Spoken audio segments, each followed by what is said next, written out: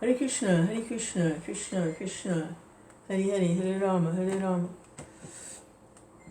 Rama Rama, Hare Hare, Hare Krishna, Krishna Krishna, Hare Hare, Hare Rama, Hare Rama, Rama Rama, Hare Hare. 'Tis a lovely day today. It is the celebration of the appearance day of Sri Chaitanya Mahaprabhu. Hare Krishna, Krishna Krishna, Hare Hare, Hare Rama, Rama Rama, Hare Hare, who has brought the Harinam Sankirtan, sacrifice for the age of Kali. He has initiated it, the Sankirtan, Yagna, Sankirtan sacrifice, the chanting of the holy names. Ah, Krishna! And because he is Krishna himself, then all of his powers, all of his potency, he himself is actually present in the holy name, because he's absolute. Oh, glorious day! Hare Krishna, Krishna Krishna, Hare Hare. Celebrations are going on all around the world. Hare Krishna, chanting is increased, glorification of the pastimes is going on, wonderful prasadam feasts are being prepared, and it's very, very joyful occasion. Hare Krishna, Krishna Krishna, Hare Hare. Hare Krishna Christmas. Hare Krishna. Krishna Chaitanya. So I was watching a play this morning that some of the ladies performed the pastime with Rāmacandra Purī, who was not able to get the mercy of the holy name because of his offenses to his spiritual master and to devotees in general. He wasn't able to get the mercy of the holy name. He wasn't able to receive it. He was very austere, and he was a sannyasi, and he knew scripture. But by all the scriptures, Krishna is to be known. So he didn't get that out of the scripture. He got other things out of the scripture. But he didn't get what is to actually be known, which is love of God. That is what is to be known in the scripture. He didn't get that. But he had lots of verses and lots of rules and lots of do's and don'ts and lots of envy and lots of fault finding. And he wasn't able to get the mercy. So I wanted to take a look at the pastime. They did a wonderful presentation that the ladies really put the stockings over their heads so it looks like a shaved head and the sika coming out, wearing dhautis and kirtas, and it was really kind of cute. But they did a very nice job, and they did really good, nice performance. Could really understand the message from their performance. It was really wonderful. So it's the pastime is described in the Anchulila chapter 8, entitled Rāmacandra Purī Criticizes the Lord. Yeah, how devastating criticizing the devotees or the spiritual master is terrible. It really is. Like an elephant a mad elephant tromping around in a garden. The fences are like that. It's like a mad elephant on the loose, tromping around in a very delicate, wonderful garden. There's the fences. So this is the summary of the chapter. The following summary of the 8th chapter is given by Srila Bhaktivinoda Thakur in his Amrita Pravaha Bhasya. This chapter describes the history of the Lord's dealings with Rāmacandra Purī. Although Rāmacandra Purī was one of the disciples of Madhavendra Purī, who was the grand disciple of Chaitanya Mahaprabhu, and it's explained that Lord Chaitanya built his ecstatic mood of devotional service on the mood of Madhavendra Purī. He was the first, appeared first before Chaitanya Mahaprabhu, and he had that mood of love and separation of the devotee. And it's said that Lord Chaitanya built his movement on Madhavendra Purī. He was the grandfather disciple, a spiritual master of Chaitanya Mahaprabhu. And Rāmacandra Purī was one of Madhavendra Puri's disciples. So Rāmacandra Purī was one of the disciples of Madhavendra Purī, but he was influenced by dry Mayavad. Therefore, he criticized Madhavendra Purī. Madhavendra Purī accused him of being an offender and rejected him. Because Rāmacandra Purī had been rejected by his spiritual master, he became concerned with only finding faults in others and advising them according to dry Mayavad philosophy. For this reason, he was not very respectful to the Vaishnavas, and later he became so fallen that he began criticizing Sri Chaitanya Mahaprabhu for his eating. Hearing his criticism, Sri Chaitanya Mahaprabhu reduced his eating. But after Rāmacandra Purī left Jagannath Puri, the Lord resumed his usual behavior.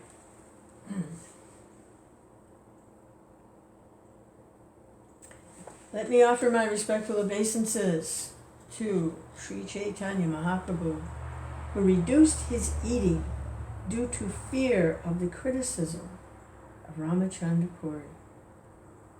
All glories to Sri Chaitanya Mahaprabhu, the incarnation of the ocean of mercy. His lotus feet are worshipped by demigods like Lord Brahma and Lord Shiva. All glories to Nityananda Prabhu, the greatest of mendicants, who bound the entire world with a knot of ecstatic love for God. All glories to Advaita Prabhu, the incarnation of the Supreme Personality of Godhead. He induced Krishna to descend and thus delivered the entire world. All glories to all the devotees, headed by Srivas Thakur. Sri Krishna Chaitanya Mahaprabhu is their life and soul. Thus, Sri Chaitanya Mahaprabhu at Jagannath Puri performed his various pastimes with his own devotees in the waves of love for Krishna. So this was in full swing. They were in full swing in ecstatic love. They were chanting and dancing and feasting and relishing verses in glorification of Krishna and Radha and Vrindavan. And it was in full swing. And devotees were coming every year from Bengal to take part. And Nityananda's there, and Advaita's there. They were in full swing in Jagannath Puri. Then, a sannyasi named Rāmacandra Puri came to see Paramananda Puri and Sri Chaitanya Mahaprabhu. I believe Paramananda Puri, well, we'll find out who he is. He's also, I think he's also one of the God brothers. I think all three of them are there. Madhavendra Puri's disciples, Rāmacandra Purī, Paramananda Purī, and Ishvara Purī were all godbrothers, all disciples of Madhavendra Purī. So Rāmacandra Purī came to see his godbrother, Rāmacandra Purī, and Sri Chaitanya Mahaprabhu. Paramananda Purī offered respects at the feet of Rāmacandra Purī, and Rāmacandra Purī strongly embraced him.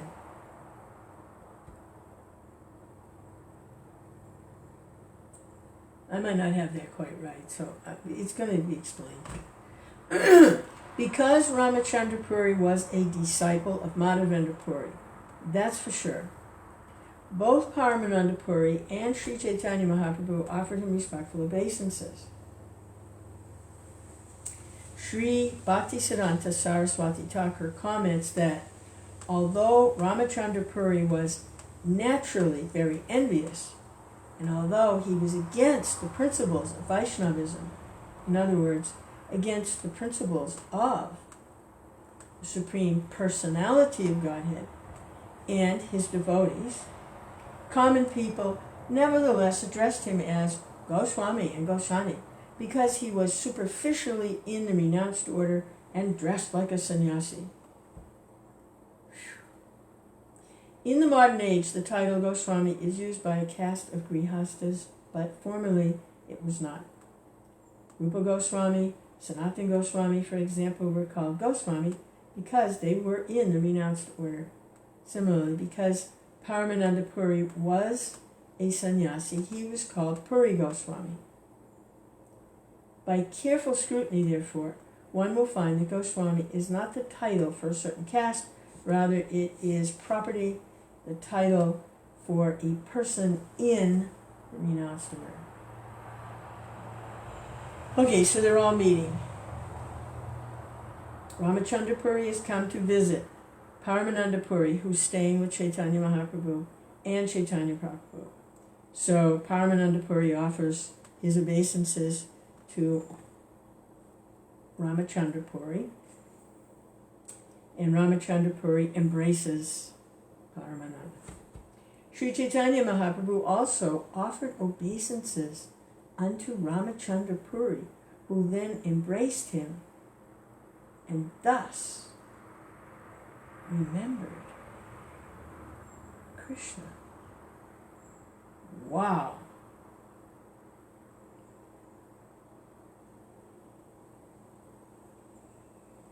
So he was getting some kind of mercy.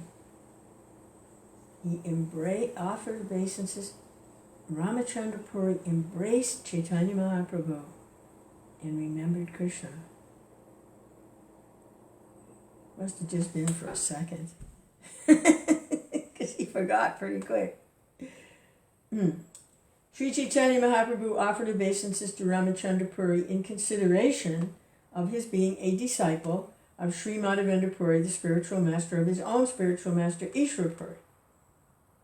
When a Vaishnava sannyasi meets another Vaishnava sannyasi, they both remember Krishna. Even Mayavadi sannyasis generally remember Narayan, who is also Krishna, by saying Om Namo Bhagavate Narayana or Namo Narayana. Thus, it is the duty of a sannyasi to remember Krishna. According to Shmiti Shastra, a sannyasi does not offer obeisances or blessings to anyone. It is said, Sanskrit here, a sannyasi should not offer anyone blessings or obeisances. Oh, so that's why he didn't offer obeisances. He embraced them, but he didn't offer obeisances. And he remembered Krishna in the way that Mayavadis remember Krishna, Om Namo Narayan. And the impersonalists often think that everyone's Narayan. They don't accept that there's actually Narayan. They think everyone is Narayan. So he kind of sort of remembered the way the Mayavadis remember. The three of them talked about Krishna for some time.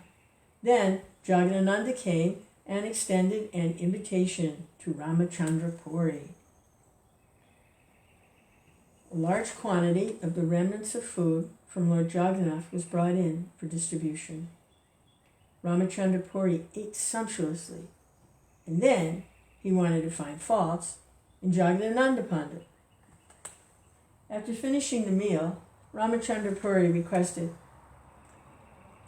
so he stuffed himself, okay, Rāmacandra Purī, and then he wanted to find faults with Jagadananda. So he says, "My dear Jagadananda, please listen. You eat the food that is left." With great eagerness, Rāmacandra Purī seated Jagadananda Pandit and personally served him prasad. Encouraging him again and again, Rāmacandra Purī fed him sumptuously, but when Jagadananda had washed his hands and mouth, Rāmacandra Purī began criticizing him. "I have heard," he said, "that the followers of Chaitanya Mahaprabhu eat more than necessary. Now, I have directly seen that this is true.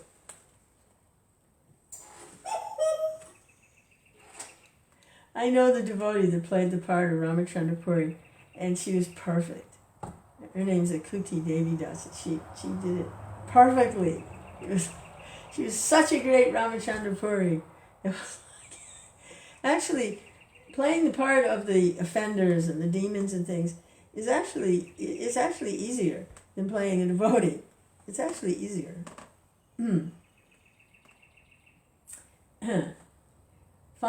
Feeding a sannyasi too much breaks his regulative principles, for when a sannyasi eats too much, his renunciation is destroyed. The characteristic of Rāmacandra Purī was that, first, he would induce someone to eat more than necessary, and then he would criticize him. Formerly, when Madhavendra Puri was at the last stage of his life, Rāmacandra Purī came to where he was staying. Oh boy.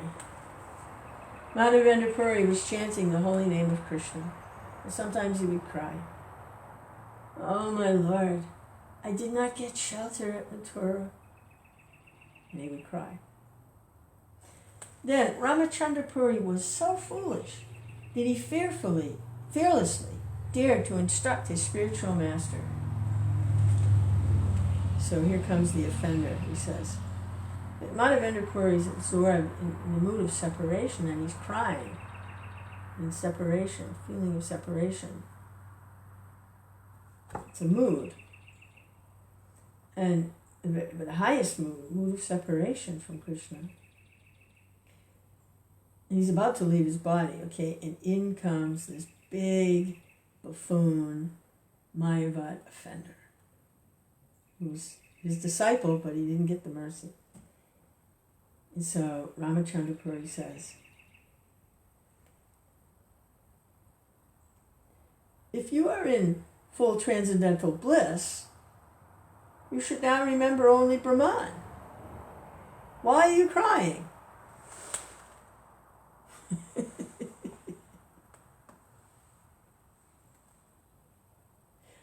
"Why are you crying?" He says to his spiritual master, "What's wrong with you?" Krishna.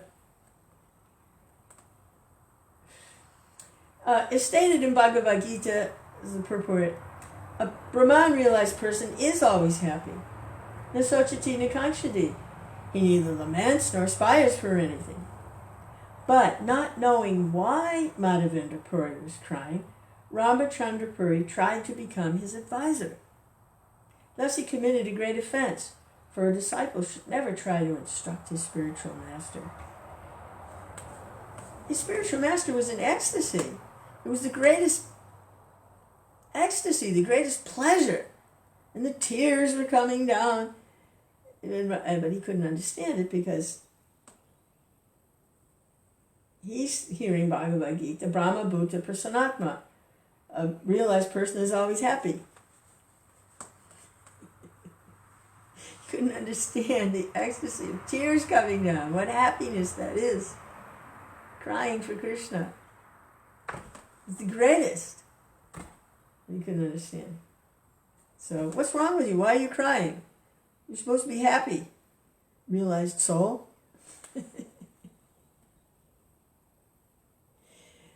Oh my God. Hearing this instruction, Madhavendra Puri became angry and rebuked him, saying, "Get out, you sinful rascal! Get out! Get out! Get out!" Angry means Nishinga. Get out. Get out! Sinful rascal, get out!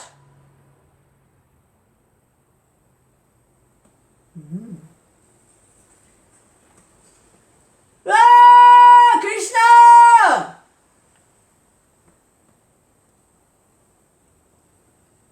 Prabhupada's purport. Rāmacandra Puri could not understand that his spiritual master Madhavendra Puri was feeling transcendental separation. His lamentation was not material. Rather, it proceeded from the highest stage of ecstatic love for Krishna. When he was crying in separation, "I could not achieve Krishna. I could not reach Mathura." This was not ordinary material lamentation. Rāmacandra Puri was not sufficiently expert to understand the feelings of Madhavendra Puri, but nevertheless he thought himself very advanced.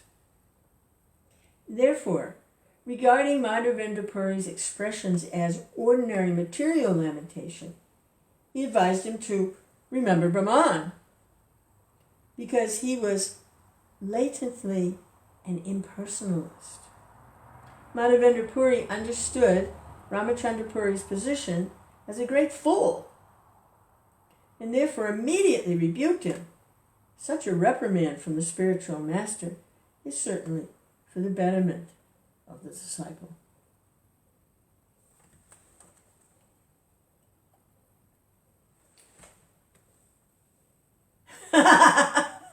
So he just kicked him out. "Get out, you sinful rascal! Get out!" Now he's back in his mood of separation, and he says, "Oh, my Lord Krishna, I could not reach you, nor could I reach your abode Mathura. I am dying in my unhappiness, and now this rascal has come to give me more pain."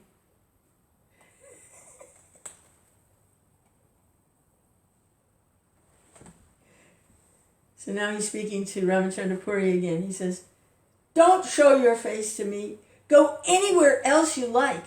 If I die seeing your face, I shall not achieve the destination of my life. Don't show your face to me. Go anywhere else you like. If I die seeing your face, I shall not achieve the destination of my life. I'm dying without achieving the shelter of Krishna, and therefore I'm greatly unhappy. Now this condemned, foolish rascal has come to instruct me about Brahman."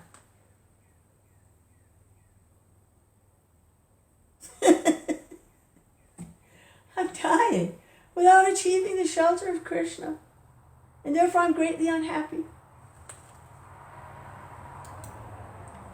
Now this condemned, foolish rascal has come to instruct me about Brahman.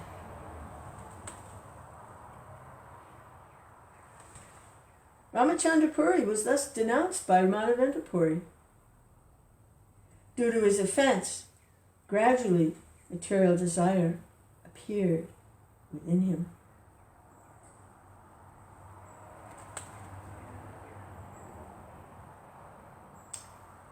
The word vashana, material desires, refers to dry speculative knowledge. Such speculative knowledge is only material. As confirmed in Srimad Bhagavatam, a person without devotional service, who simply wants to know things, gains only dry speculative knowledge, but no spiritual profit. Simply want to know things.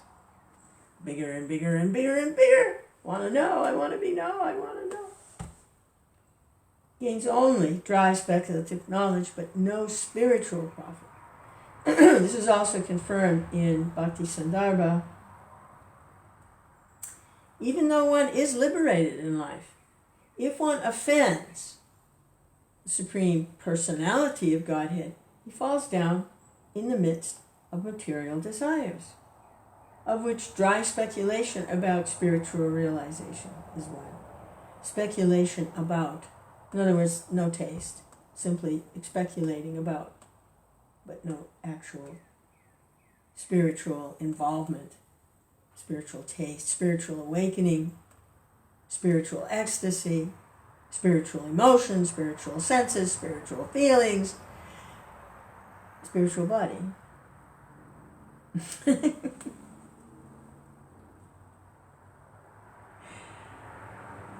And Jiva Goswami, is it Jiva? Yes, in his Lagu Toshani, even if one is liberated in this life, he becomes addicted to material desires because of offenses to the Supreme Personality of Godhead.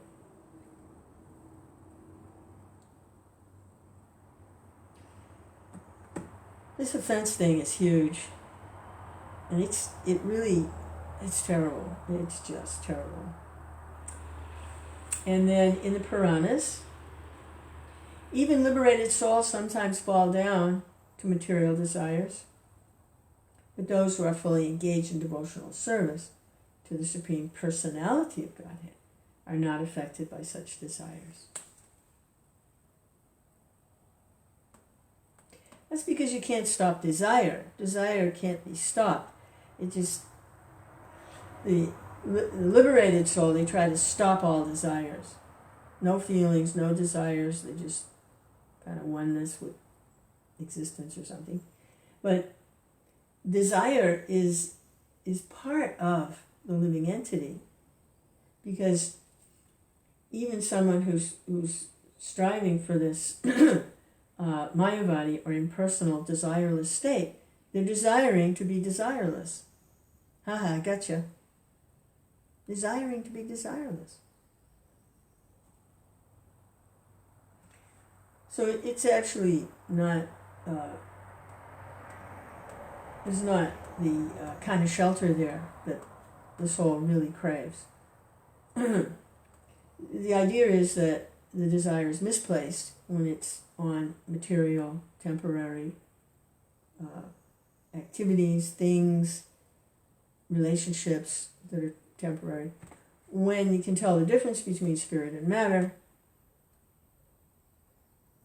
when that awareness or consciousness is activated and awake, you can tell the difference between spirit and matter, become attached and desire spiritual activities, spiritual relationships,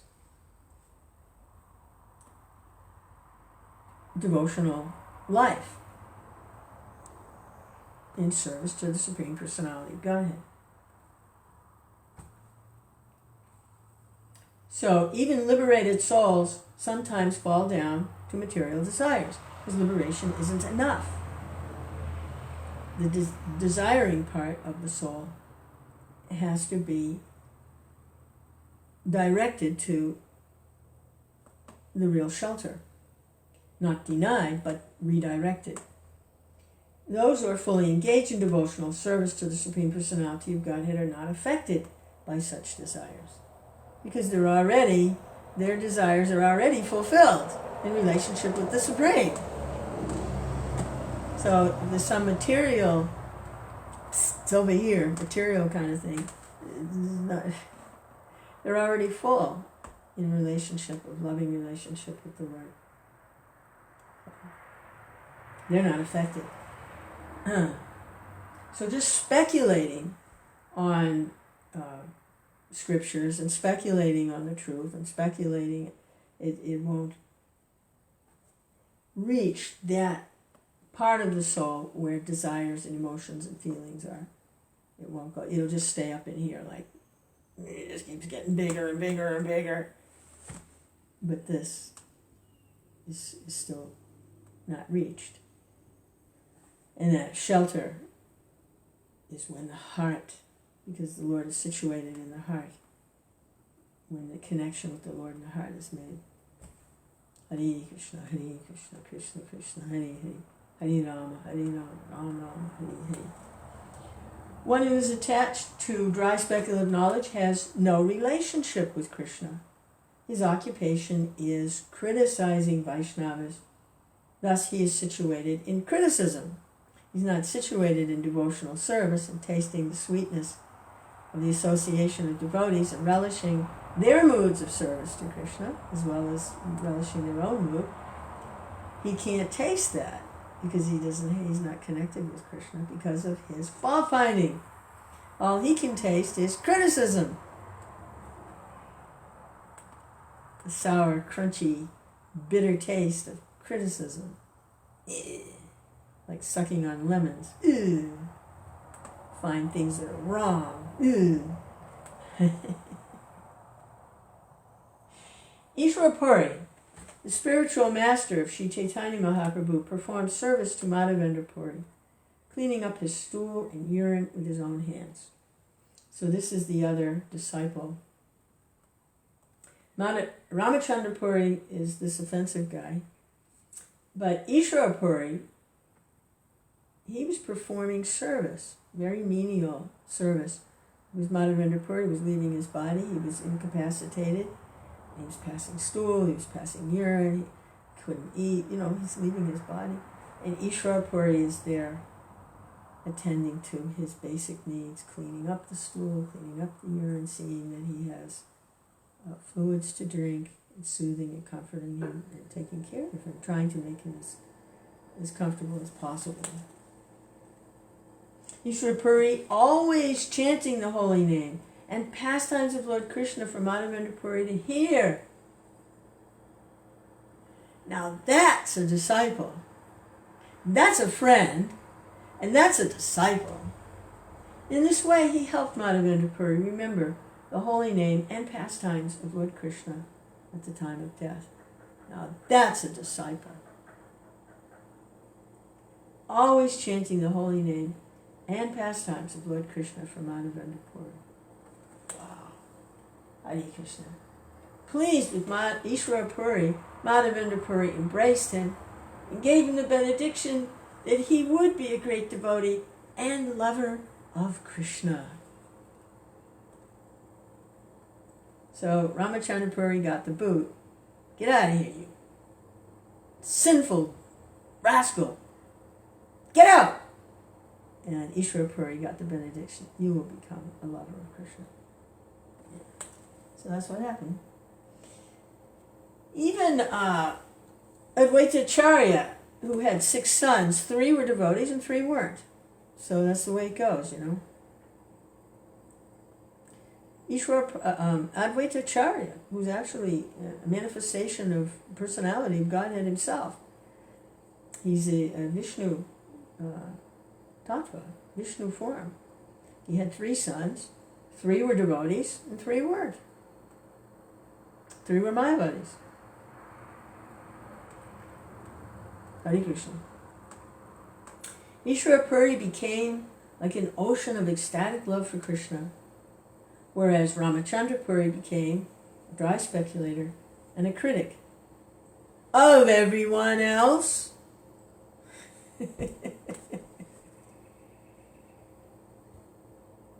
He couldn't see the good or the glory or the nectar or the bliss or love of God anywhere. But he could see everyone, and all he could see to do when he saw everyone was to criticize. That was his taste. That's the taste he got, because he criticized his guru.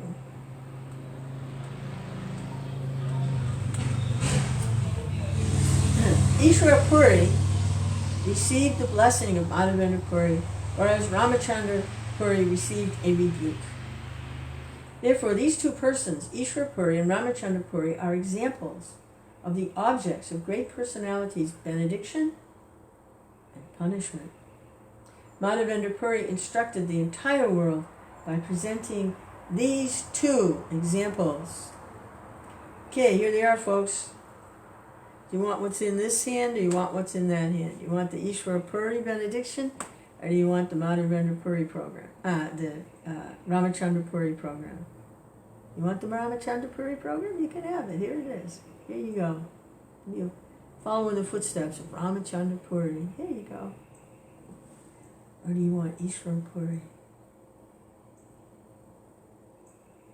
Hare Krishna, Hare Krishna, Krishna Krishna, Hare Hare. His Divine Grace Madhavendra Purī, the spiritual master of the entire world, thus distributed ecstatic love for Krishna. While passing away from the material world, he chanted the following verse. You know, when Prabhupada was leaving, his body was totally incapacitated, and he was just bones with a little skin over it. So disturbing to see. There are photos and videos of Prabhupada's last days. But the disciples were holding a microphone up, and he was translating and giving purports on the 10th canto of Srimad Bhagavatam. So this is Madhavendra Puri's leaving his body, and he's reciting this verse.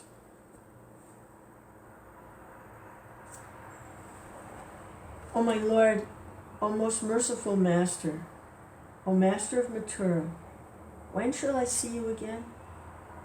Because of my not seeing you, my agitated heart has become unsteady. O most beloved one, what shall I do now?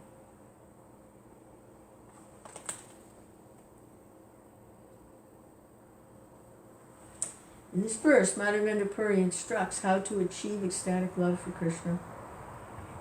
By feeling separation from him, one becomes spiritually situated. It's all about chanting the holy name in a mood of separation from Krishna. It's all about Krishna in the holy name, chanting Krishna in the mood of separation. How to achieve ecstatic love for Krishna. Krishna, Krishna, Krishna, Krishna, Krishna. Krishna is Krishna. It's not like, well, the holy name's over here and Krishna's over there somewhere. Well, Krishna's everywhere. But Krishna, we're specifically given Krishna in the holy name. That's Krishna. Hello? Anybody home? Krishna. Krishna.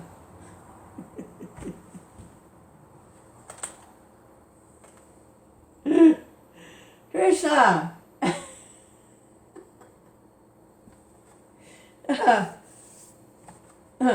In this verse, Madhavendra Puri instructs how to achieve ecstatic love for Krishna. By feeling separation from Krishna, one becomes spiritually situated. And the verse again that he recited is, O my Lord, O merciful Master, O Master of Mathura, when shall I see you again? Because of my not seeing you, my agitated heart has become unsteady. O most beloved one, what shall I do now?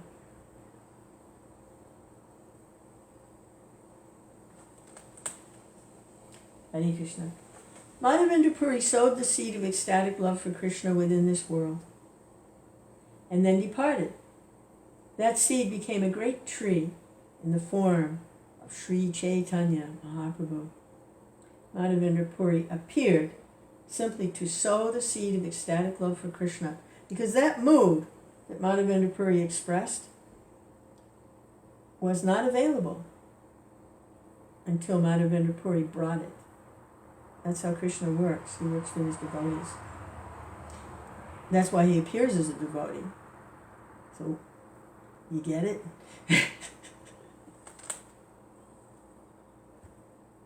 Hare Krishna. Krishna. Madhavendra Puri sowed the seed of that mood of ecstatic love of Krishna within this world, and then departed. That seed later became a great tree in the form of Chaitanya Mahaprabhu.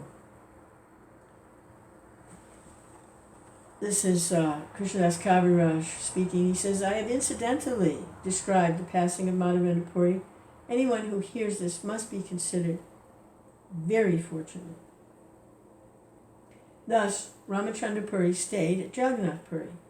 As customary for those in the renounced order, he would sometimes stay someplace and then go away. There was no certainty of where Rāmacandra Purī would take his meal, for he would do so even uninvited. Oh joy, look who's at the door, Rāmacandra Purī. Nevertheless, he was very particular to keep account of how others were taking their meals. To invite Sri Chaitanya Mahaprabhu would cost 320 kodis, small conch shells. This would provide lunch for 3 people, including Sri Chaitanya Mahaprabhu, sometimes Kashishvar and Govinda. So I believe they were getting this prasadam and paying this small conch shells to the Jagannath Puri temple to get the prasadam there. There's no lack of prasadam at the Jagannath Puri temple. There are 52 offerings a day, so there's no lack of prasadam there. So they would get enough for the 3 people. Every day the Lord would take his meal at a different place, and if someone was prepared to pay for a meal, the price was fixed at only 4 kanas.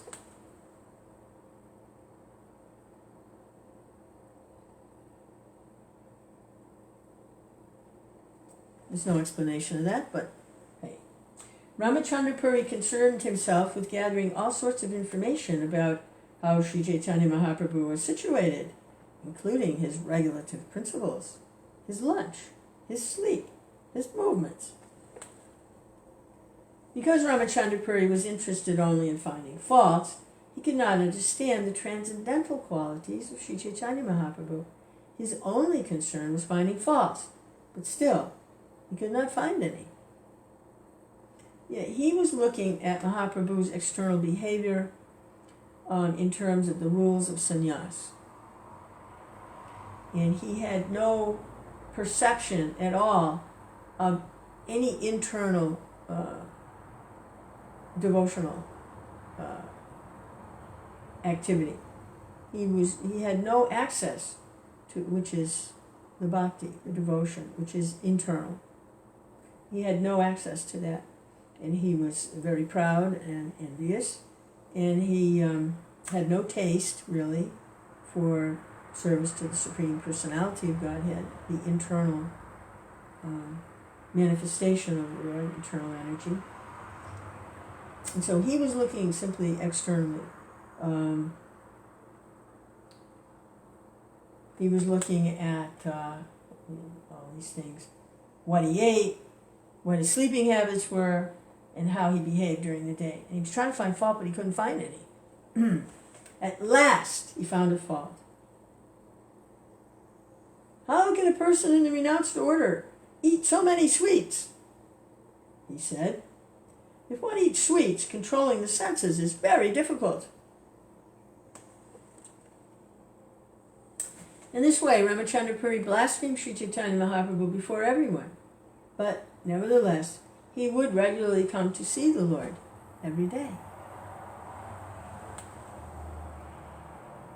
When they met, the Lord would offer him respectful obeisances, considering him a godbrother of his spiritual master.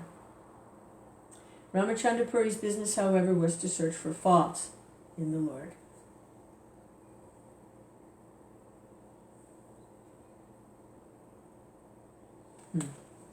So he's observing the Vaishnava etiquette. Sri Chaitanya Mahaprabhu knew that Rāmacandra Purī was criticizing him before everyone, but whenever Rāmacandra Purī came to see him, the Lord offered him respects with great attention. One day, Rāmacandra Purī came in the morning to the abode of Sri Chaitanya Mahaprabhu. Seeing many ants, he said something to criticize the Lord. Last night, there was sugar candy here, he said. Therefore, ants are wandering about. Alas, this renounced sannyasi is attached to such gratification. After speaking in this way, he got up and left. Sri Chaitanya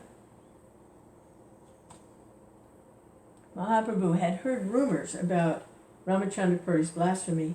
Now he directly heard his fanciful accusations. Rāmacandra Purī could find no faults in the character of Chaitanya Mahaprabhu, for he is situated in a transcendental position as the Supreme Personality of Godhead. Ants are generally found everywhere, but when Rāmacandra Purī saw ants crawling in the abode of the Lord, he took for granted that they must have been there because Chaitanya Mahaprabhu had been eating sweets. He thus discovered imaginary faults in the Lord and then left. Ants generally crawl about here, there, and everywhere, but Rāmacandra Purī, looking for imaginary faults, criticized Sri Chaitanya Mahaprabhu by alleging that there had been sweets in his room. After hearing this criticism, Sri Chaitanya Mahaprabhu was doubtful and apprehensive. Therefore he called Govinda and instructed him as follows. Yeah, if Rāmacandra Purī, as nasty as he was, and it's doubtful how people may have taken him very seriously, at least the devotees didn't take his criticism seriously, but others might have. So then he was spreading all these rumors about Chaitanya Mahaprabhu eating unnecessarily. Now, Rāmacandra really had a thing about food.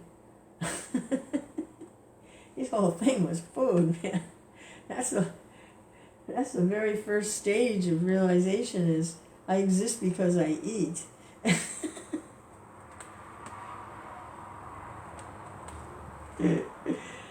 But others may have been listening to this criticism, and that it wouldn't be good for others to hear that.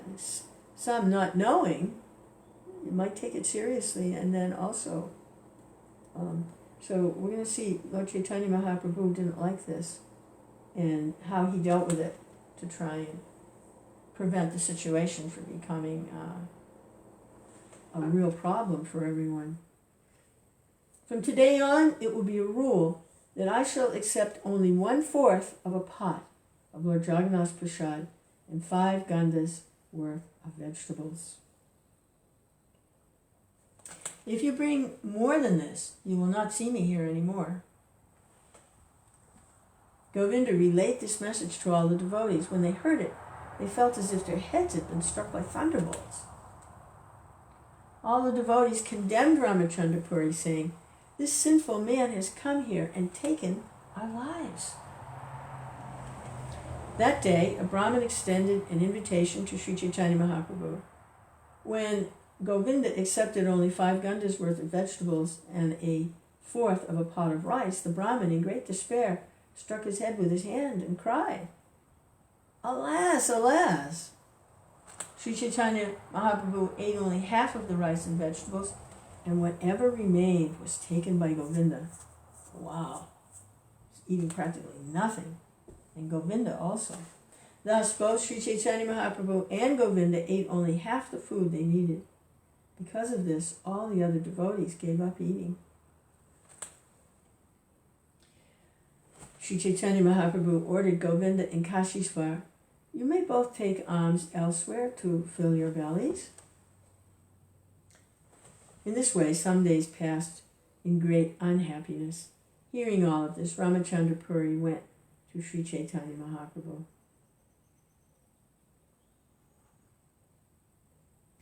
In this way, some days passed in great unhappiness. Hearing all of this, Rāmacandra Purī went to Sri Chaitanya Mahaprabhu. I don't know. All he can do is cause problems. It's like, damned if you do, damned if you don't with Rāmacandra Purī. Sri Chaitanya Mahaprabhu offered his obeisances to Rāmacandra Purī, worshipping his feet. Then Rāmacandra smiled and spoke to the Lord. Rāmacandra Purī advised, "It is not the business of a sannyasi to gratify his senses. He should fill his belly some way or other. I have heard that you have cut your eating in half. Indeed, I see you are skinny. Such dry renunciation is also not the religion of a sannyasi.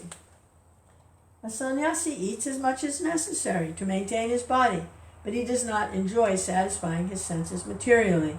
Thus a sannyasi becomes perfect in his spiritual advancement in knowledge." Now, Rāmacandra Purī is right about the sannyasi.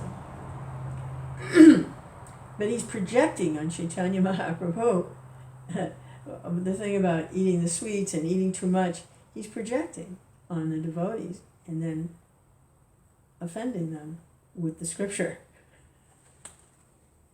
So here he goes again. I believe he's quoting this. My dear Arjuna, one cannot perform mystic yoga if he eats more than necessary, or needlessly fasts, sleeps and dreams too much, or does not sleep enough. One should eat and enjoy his senses as much as necessary. One should properly endeavor to execute his duties, and one should regulate his sleep and wakefulness.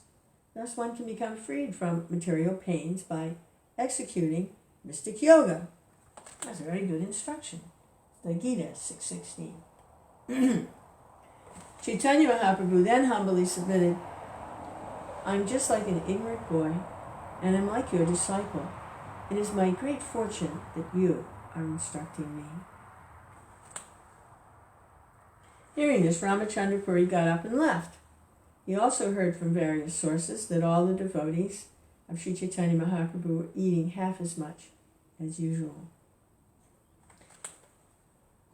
The next day, Paramananda Puri and other devotees approached Sri Chaitanya Mahaprabhu with great humility and submission. Yes, Paramananda Puri is a godbrother of Rāmacandra Puri and Ishwar Puri. Yeah, I was right about that. Okay, good. I got that right. The next day, Paramananda Puri and other devotees approached Sri Chaitanya Mahaprabhu with great humility and submission. Paramananda Puri said, my godbrother Rāmacandra Puri is by nature a bad critic. If you give up eating because of his words, what will be the profit? It is the nature of Rāmacandra Puri that first he lets one eat as much as desired, and if one does not eat more than necessary with great satisfaction, with great attention, he makes him eat more than necessary. In this way, he induces one to eat more than necessary, and then he directly criticizes him, saying, you eat so much. How much money do you have in your treasury? Also, by inducing sannyasis to eat so much, you spoil your religious principles. Therefore, I can understand that you have no advancement. So that's what Rāmacandra Puri does. Well, he's a bad one. Oof. It is Rāmacandra Puri's business to inquire always about how others are eating and conducting their daily affairs. It's like a policeman or something. Two kinds of activity rejected in the revealed scripture constitute his daily affairs. The two kinds of activity rejected in the revealed scriptures constitute his daily affairs. This is Paramananda Puri speaking to Chaitanya. One should see that because of the meeting of material nature and the living entity, the universe is acting uniformly. Thus, one should neither praise nor criticize the characteristics or activities of others. One should see because of the meeting of material nature and the living entity, the universe is acting uniformly. Thus, one should neither praise nor criticize the characteristics or activities of others. I wonder if I'm, committing an offense by, telling when I see devotees, I like to say something nice. Maybe I shouldn't say something nice to praise them, or maybe it's just the other side of the coin of criticizing. I don't know. I'll have to think about that. Maybe I shouldn't do that. It's hard for me not to. I see devotees, it's so nice, and I want to say something. Maybe, I have to think about that.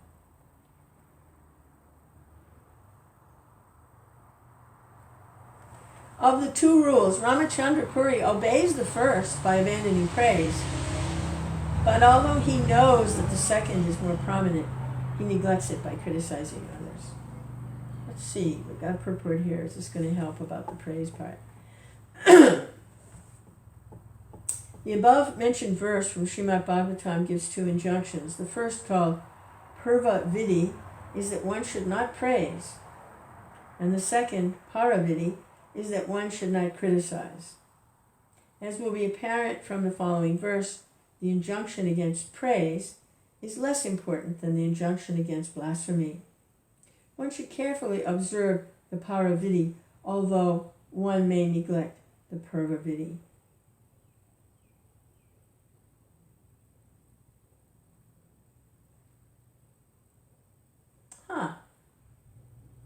Wow.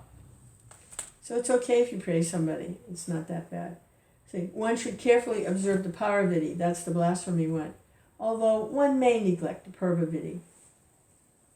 I'm looking at this word Vidi, and I'm thinking this has to do with regulated practice.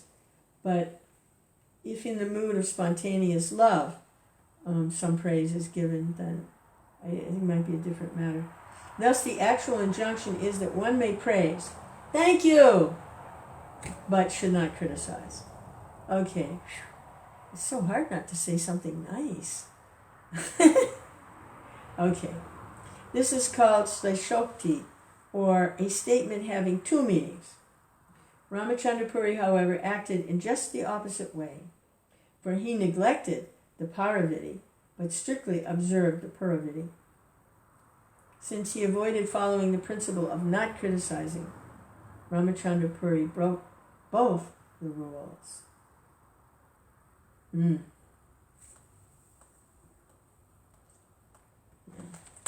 Hare Krishna, Hare Krishna. Between the former and the latter rule, the latter is more important.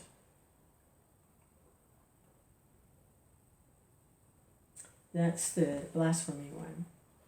Even when there are hundreds of good qualities, a critic does not consider them. Rather, he attempts by some trick to point out a fault in those attributes. One should not, therefore, follow the principles of Rāmacandra Purī.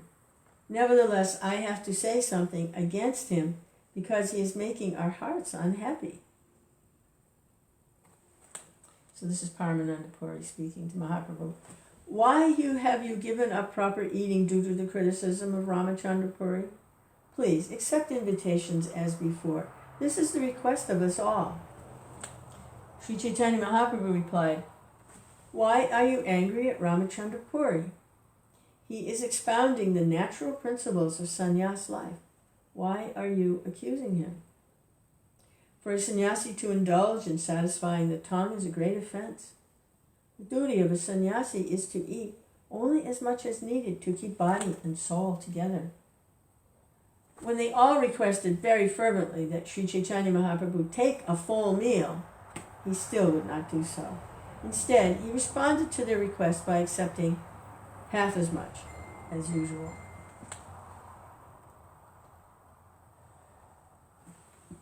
The cost for the food needed to invite Sri Chaitanya Mahaprabhu was fixed at 2 panas of kauri, 160 conch shells, and that food would be taken by 2 men and sometimes 3.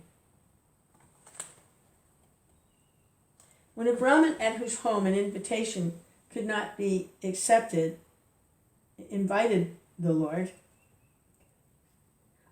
When a Brahmin at whose home an invitation could not be accepted invited the Lord, he would pay 2 panas of conch shells to purchase the prasad. A Brahmin whose invitation couldn't be accepted. That Brahmin would then purchase the prasad. When a Brahmin at whose home an invitation could be accepted invited him, the Brahmin would purchase part of the prasad and cook the rest at home. Oh, okay, so his invitation couldn't be accepted. He couldn't cook for the Lord for one reason or another, so then he would purchase all of the prasad. And a Brahmin who was acceptable, he could purchase part of it and then cook the rest of it at his house. Even on a day when Sri Chaitanya Mahaprabhu was invited to dine by others, if Gadadhar Pandit, Bhagavanacharya, or Sarvabhauma Bhattacharya invited him,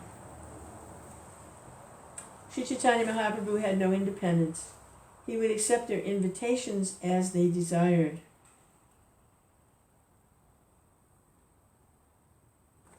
Not sure what that means. Sri Chaitanya Mahaprabhu actually descended to give happiness to the devotees. Thus he behaved in whatever way fit the time and circumstance. So when he got a lot of invitations,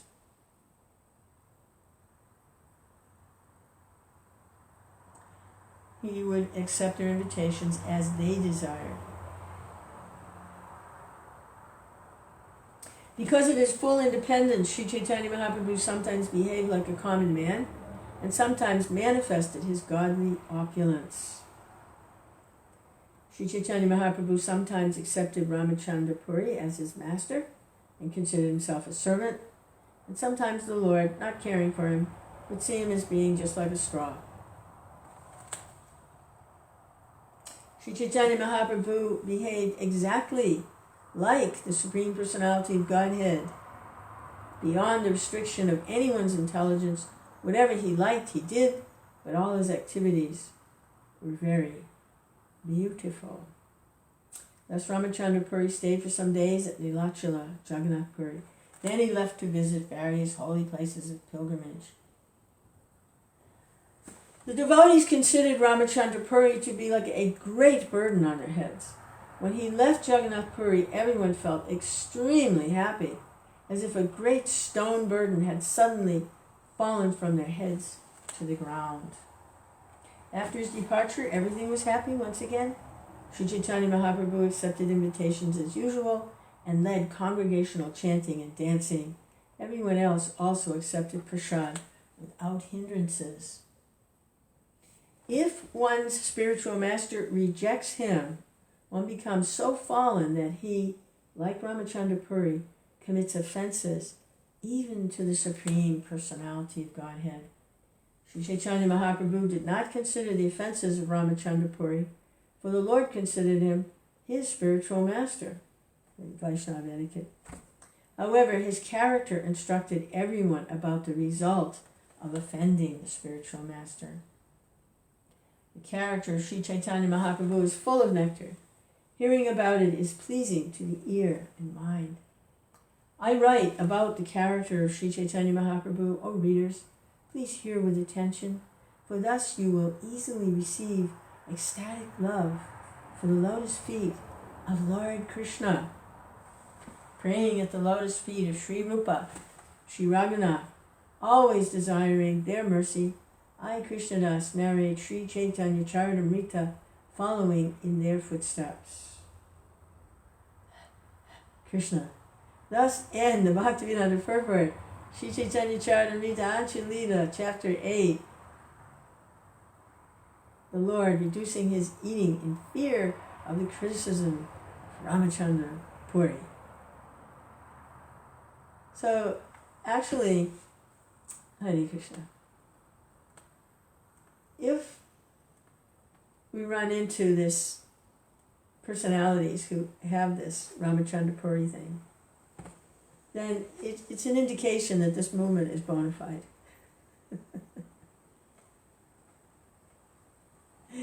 That it really is Lord Chaitanya's movement.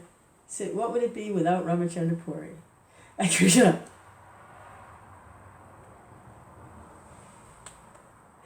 Hare Krishna, Hare Krishna.